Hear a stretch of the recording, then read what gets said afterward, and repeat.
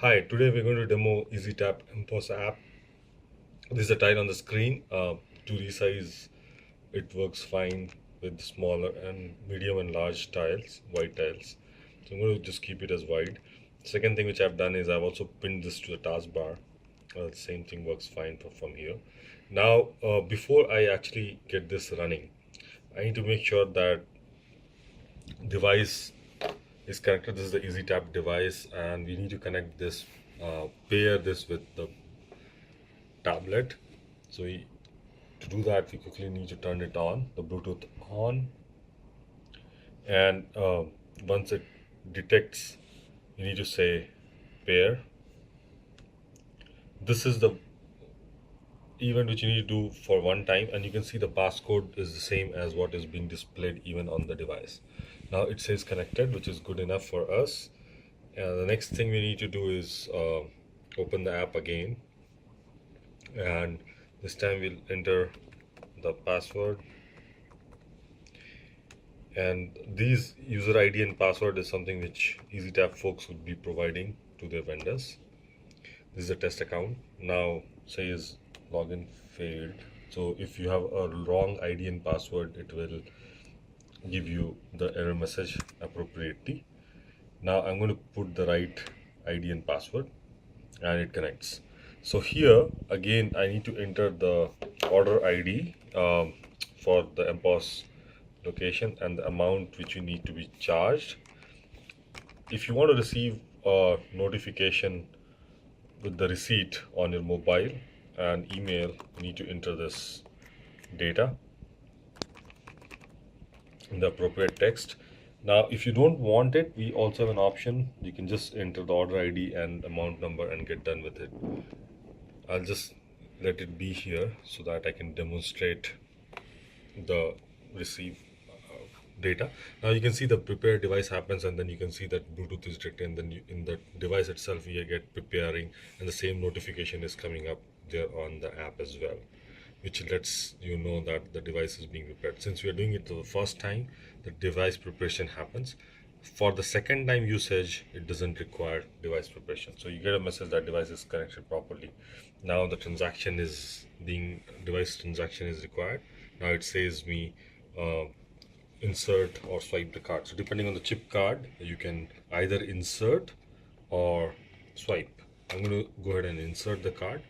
Now it says reading card details, and as soon as the card details are received, I get a message to enter the PIN. I'm going to go ahead and enter the PIN. Okay, and hit OK. Now this authorizing part is going on. It connects to the server in the back end, and since this is a test account, it will connect to a test server, which will eventually be verified by the server Visa, and then we get a notification if the transaction is correct or wrong. If it is a right transaction, we get a successful message. If the PIN code or the transaction is wrong, we get a wrong message. So depending on the internet speed, this will happen. This will take a few seconds to send the data first to the server and then receive. And here we go. So we have a successful transaction, and you can see the card number is 1474, which is actually the card number here, 1474. And then you get the RRN number, which is kind of important to receive the data, and with the authentic code. For example, if there is some reversal required, these two data is what is needed. Now what I'm going to do is quickly do a test showcase for the same app without, let's say, network. So I'm going to do go ahead and turn the network off by taking this to network off mode. So let's say I'm in a airplane mode. So we'll just turn this in the airplane mode. I'm going to go ahead and say, yeah, so I'm going to turn off the network. Basically I can just turn off the network, so there's no network on this. Now I'm going to demo the same thing to showcase what messages are coming up appropriately. Okay, so I'm going to run this app again, and since I've already logged in, so you can see that error message coming up properly saying that no internet connectivity, please check your internet connectivity. Okay, and this is what we need to provide. to begin with. Now, what I'm going to do is I'm going to just again go ahead and um, connect this network. So I turn the Wi-Fi on, and we'll also check this with airplane mode off and on. So I'm just turning the airplane mode on now, and since it is going to be in airplane mode, uh, let me just restart this application to showcase the error messages properly. So I'm just starting this application again, and we get a error message: there's no internet connectivity, please check your internet, because it is on airplane mode right now. Okay, so this is how the test is for Windows tablet version, with the successful and unsuccessful messages coming up appropriately. We'll also do a quick demo on Windows Phone. Thank you.